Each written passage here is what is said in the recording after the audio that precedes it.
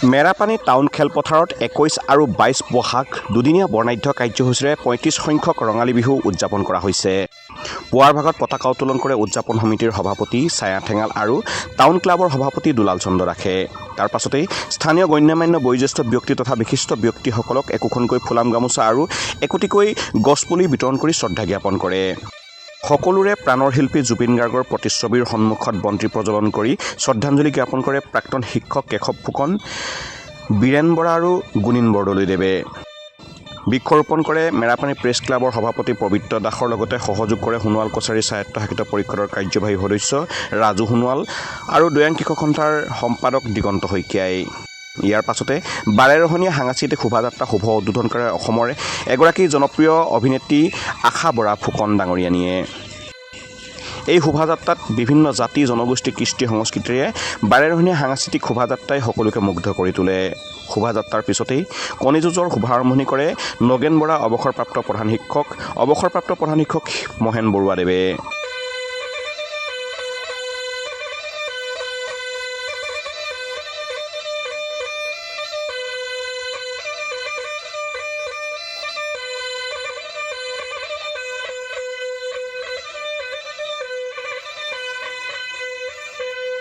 News desk report, খবৰ গোলাঘাট।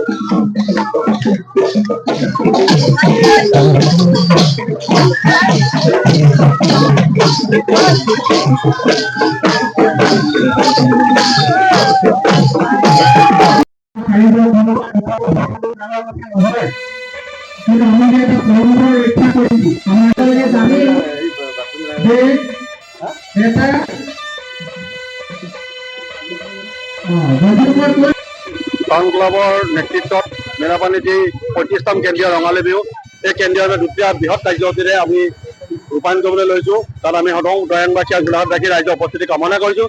তাৰ বিশেষত্ব এইটো যে আমি যিমান অসমৰ যিমান জাতি জনগোষ্ঠী আছে ইয়াত আমি সকলো জাতি জনগোষ্ঠীক ইয়াত জড়িত কৰি আমাৰ যিটো ঐক্যৰ এনাজৰীডাল আমি আৰু অসমৰ যি এনাজৰী এইডাল অটুট ৰাখিবলৈ বিচাৰিছোঁ।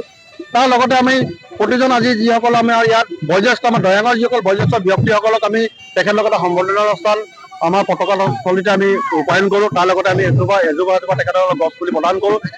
মূল আকৰ্ষণ বিষয় এইটোৱে যে আমি এইবাৰ দৈয়াঙৰ ভিত্তিত আমি দুটা বঁটা আমি প্ৰদান কৰিবলৈ বিচাৰিছোঁ।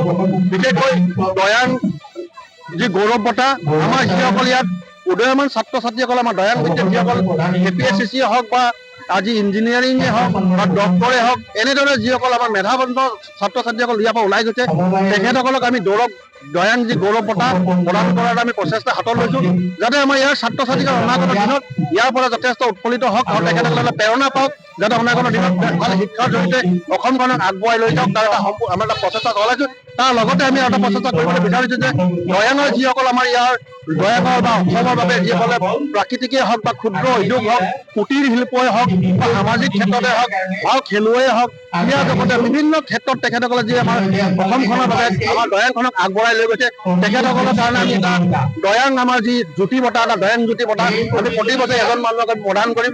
আমি পূব পশ্চিম উত্তৰ দক্ষিণ চাৰিটা দিশ চাই প্ৰতিবাৰ এবাৰ পূবৰ দিলে আমি এবাৰ পশ্চিমৰ দিওঁ, তেনেদৰে ব্যক্তিসকলক আমি দিয়াৰ চেষ্টা কৰিছোঁ।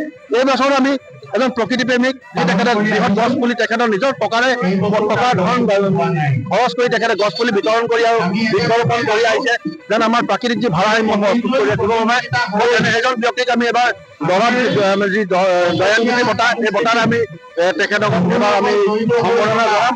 তাৰ লগতে আমি এবাৰ যি আমাৰ জোনবিৰি বৰ বিহুৱতী আমি জোনবিৰি বঁটালৈ আমি নামাকৰণ কৰিছো। আৰু যি আমাৰ সৰু বিহুৱতী আছে এই সৰু অসমবাসী আমি জামখাৰু যি সৰু বিহুৱতী নামলৈ প্ৰস্তুতি কৰিছো। তাৰ লগতে আমি সমূহ অসমবাসী ৰাইজৰ আৰু গোলাঘাটবাসী ৰাইজৰ আৰু আমাৰ সাংস্কৃতিক প্ৰেমী ৰাইজৰ উপস্থিতি কামনা কৰিছো। এই ৰাইজৰ উপস্থিতি আৰু আমাৰ তেখেতসকল আমাৰ যি হ'ল ভুল ত্ৰুটি আছে তেখেতসকলে যাতে আমাক আঙুলিয়াই দেখুৱাই দিয়ে তাৰ বাবে আমি তেখেতসকল যি যুৱ সংঘ এই সংঘ লগতে দৈয়াঙৰ সমূহ ৰাইজৰ সহযোগত আমি ৩৫ সংখ্যক ৰঙালী বিহু উদযাপন কৰিবলৈ আগবাঢ়িছো দুদিনীয়া কাৰ্যসূচীৰে। আজি আমাৰ প্ৰথম দিন। এই প্ৰথম দিনত আমাৰ পুৱা 10 বজাত আমাৰ যি পতাকা উত্তোলন বিহুৰ আৰু ইয়াৰ পিছতে আমাৰ যুৱ প্ৰজন্মৰ হাৰ্টথ্ৰব জুবিন গাৰ্গৰ লগতে আমাৰ সমগ্ৰ অসমৰ শ্বহীদসকলৰ প্ৰতি শ্ৰদ্ধাঞ্জলি জ্ঞাপন কৰি বন্তি প্ৰজ্বলনৰ লগতে শ্ৰদ্ধাঞ্জলি অনুষ্ঠান আমাৰ হৈ যায়। তাৰ পিছতে আমি আমাৰ দ্বিতীয়টো কাৰ্যসূচী হিচাপে বৃক্ষৰোপণ আমি কাৰ্যসূচী সমাপন কৰোঁ। বৃক্ষৰোপণ কাৰ্যসূচী সমাপন হোৱাৰ পিছতে আমাৰ আজিৰ মূল আকৰ্ষণ বাৰেৰহণীয়া সাংস্কৃতিক শোভাযাত্ৰা। এই শোভাযাত্ৰাত বিশেষ আকৰ্ষণ আছে য'ত সমন্বয় ভাতৃত্ববোধ প্ৰত্যেকটো জনগোষ্ঠীয়ে প্ৰদৰ্শন কৰিছে, কি ক'ব? আমি সঁচাই গৌৰৱান্বিত। আমি দৈয়াঙত বিভিন্ন জাতি জনগোষ্ঠীয়ে আজি ইয়াতে সমন্বয় ৰক্ষা কৰি অতীজ কালৰে পৰা বৰ্তমানলৈকে চলি আহিছে। আৰু সেই যি আমাৰ সমন্বয় ভাতৃত্ববোধ, এই সমন্বয় আৰু ভাতৃত্ববোধৰ আজি জল জল কল্পত প্ৰমাণ মেৰাপানী ৰঙালী বিহু বাকৰিত। গতিকে আমি আজি আমাৰ এই বৰ্ণাঢ্য কাৰ্যসূচীত অংশগ্ৰহণ কৰা সমূহ সাংস্কৃতিক শোভাযাত্ৰালৈ আমি আমাৰ ৰঙালী বিহু সন্মিলনৰ উদযাপন সমিতিৰ তৰফৰ পৰা